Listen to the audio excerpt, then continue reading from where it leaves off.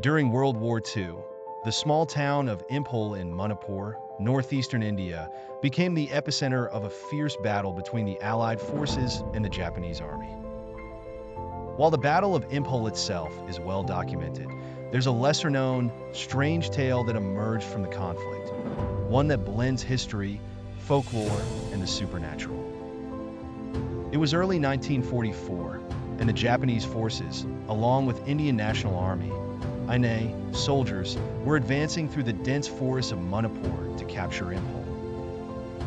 They believed that controlling this strategic location would allow them to invade India and cut off British supply lines.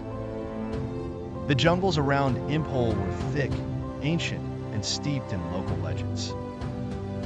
One such legend spoke of the Lam Kai, ghostly guardian said to protect the land from those who bring war and death. As the Japanese soldiers moved closer to Imphal, they began to experience a series of bizarre and unexplained events.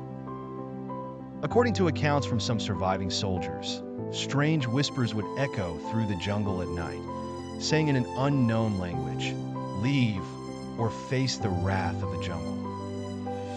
Initially, the soldiers dismissed these occurrences as psychological stress caused by the harsh environment and the constant threat of ambush. But then things took a darker turn.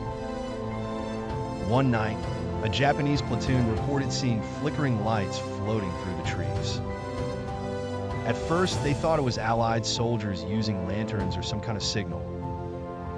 But as the lights drew closer, they noticed they were not ordinary lanterns. They hovered above the ground and moved as if guided by an invisible hand. The soldiers fired at the lights, but their bullets seemed to pass right through them. The lights, instead of retreating, began circling the soldiers, illuminating shadowy figures, figures that resembled neither friend nor foe, but something otherworldly. Over the next few days, more Japanese soldiers reported seeing these floating lights and shadowy figures.